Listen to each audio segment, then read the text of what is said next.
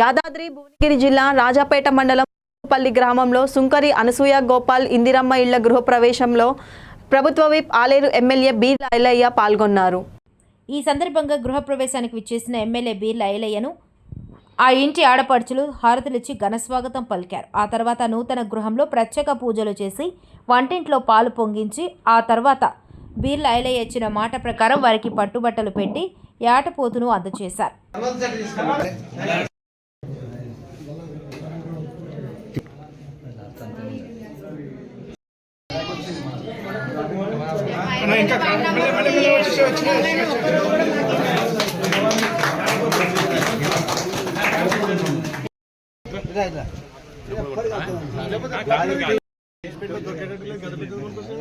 Video हाँ जी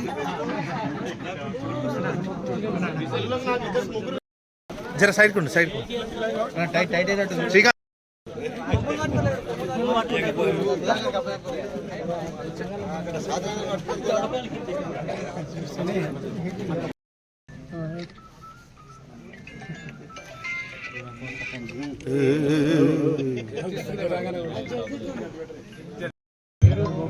phone बंद కాంగ్రెస్ ప్రభుత్వం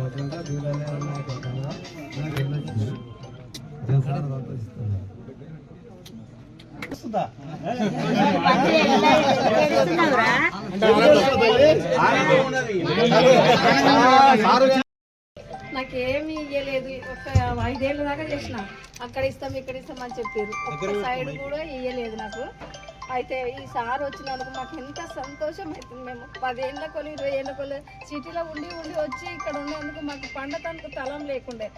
మేము అనుకోకుండా మా గోపాలు అలా దిగుడు రాకడ ఆయన పెళ్ళైప్పటి నుంచి 30-40 ఏళ్ళ కొలు అలానే ఉంటుంది. మాకు ఎన్నడూ ఏం రాలేదు. సార్ వచ్చినాక ధన్యవాదాలు సార్. ఇల్లు కట్టుకుంటే ఎంత ఆనందం ఉంటుందో అది ప్రజాప్రభుత్వం ఉందా అంత తెలుస్తుంది. కాబట్టి ఆ గృహప్రవేశానికి వచ్చినటువంటి పెద్దలు, గ్రామ శాఖ, ఈ గ్రామ పెద్ద చెన్నన్న గారు, అదేవిధంగా యాకూబ్ రెడ్డి గారు, ప్రభుత్వ లక్ష్యం ఒకటే, తెలంగాణ తల్లి సోనియం ఇచ్చింది నిధులు, నీళ్లు, నియామకాలు. మరి 10 ఏళ్లలో మనం మిగులు బడ్జెట్ తోటి తెలంగాణ తెచ్చుకుంటే మరి ఈ 10 ఏళ్ళు తెలంగాణను అన్ని విధాలు కూడా సర్వం దోచుకొని ఏ పేదోడి సొంతింటి కళ, పేదోడి ఆత్మగౌరవ బతికైనటువంటి రేషన్ కార్డు ఈ 10 ఏళ్లలో ఒక్కరు కూడా ఇవ్వలే. మరి మీ అందరి చేత మార్పు తెలంగాణలో వచ్చింది కాబట్టి ప్రజాపాలన వచ్చింది. ప్రజాపాలన గౌరవ ముఖ్యమంత్రి రేవంత్ రెడ్డి నాయకత్వాన అర్హులందరికీ ఇందిరమ్మ ఇల్లు. దీంట్లో పార్టీలు లేదు, కులం లేదు, మతం లేదు. ఎవరైతే నిజంగా ఇందిరమ్మ ఇళ్ళకి ఎలిజిబుల్ వాళ్ళని ఎంపిక చేసి ఇవాళ ఇండ్లు ఇవ్వడం, ఆ ఇండ్లతో పాటు తెలంగాణలో 119 నియోజకవర్గాల్లో మన ఆలయంను ముందుంచినటువంటి మా అధికారులకు నిజంగా కూడా ప్రత్యేకంగా ధన్యవాదాలు. నేను ఒకటే చెప్తా, దేవుడు కరుణించిన పూజారి కరుణించిన అన్నట్టుగా ఇలా మనకు దేవునిగా మన రేవంత్ అన్న, పూజారులుగా మన అధికారులు ఇద్దరు మమేకమై అన్ని విధాల ఇందిరమ్మ ఇల్లు త్వరితగతిన పూర్తి కావడానికి దోహదం చేస్తున్నారు. కాబట్టి వాళ్ళందరికీ ప్రత్యేకంగా మరొకసారి ధన్యవాదాలు తెలియజేస్తూ, ఈ గృహప్రవేశమే కాదు ఇంకా కూడా ఈ గ్రామం మోడల్ గ్రామం పైలట్ ప్రాజెక్ట్గా తీసుకున్నాం కాబట్టి 36కు మరి 17 స్లాబ్లు పడ్డాయి అంటున్నారు. నేను అనుకుంటా ఈ దసరా ఈ బూరు పెళ్లిలో చేసుకోవాలని ఉంది. మరి దసరా బూరు పెళ్లి చేసుకోవాలంటే కనీసం ఆ రోజు మనం ఒక 20 ఇండ్లు గృహప్రవేశాలు చేసుకోవాలి. చేసుకుందామా? ఖచ్చితంగా చేసుకుందాం. పైలట్ ప్రాజెక్ట్గా ఉన్న గ్రామం కాబట్టి ఆ దసరా రోజు 20 గృహప్రవేశాలు చేయాలి. ప్రతి మండలానికి టార్గెట్ ఇచ్చిన, అవసరమైతే పొద్దున్న 6 గంటలకు లేచి రాత్రి 10 గంటలకు పోతా. దసరా ఉంటుంది, ఎందుకంటే అమ్మవారికి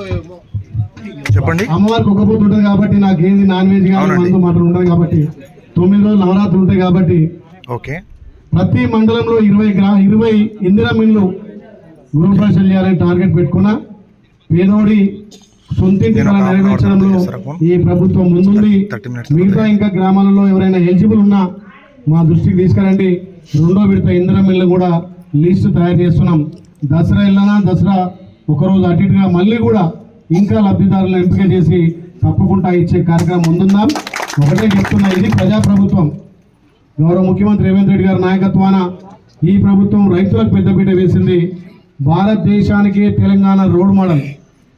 ఎందుకంటే మన ప్రియతమ నాయకుడు భావి ప్రధాని రాహుల్ గాంధీ గారు ఏదైతే వరంగల్ రైతు డిక్లరేషన్లో చెప్పిండో తెలంగాణ రైతులు మంచి వాళ్ళు, నమ్మకానికి మారిపోయిన రైతులు, వాళ్ళు అప్పుండొద్దు, రేపు తప్పకుండా ఈ రైతులు మీకు ఓట్లేస్తారు, మీ ప్రభుత్వం అధికారం రాగానే 2 లక్షల రుణమాఫీ చేయమంటే ఇవాళ తెలంగాణలో 25 లక్షల మంది రైతులకు 21,000 కోట్లతోటి రుణమాఫీ చేసే ఘనత మన ప్రజాప్రభుత్వం గౌరవ ముఖ్యమంత్రి రేవంత్ రెడ్డి గారు.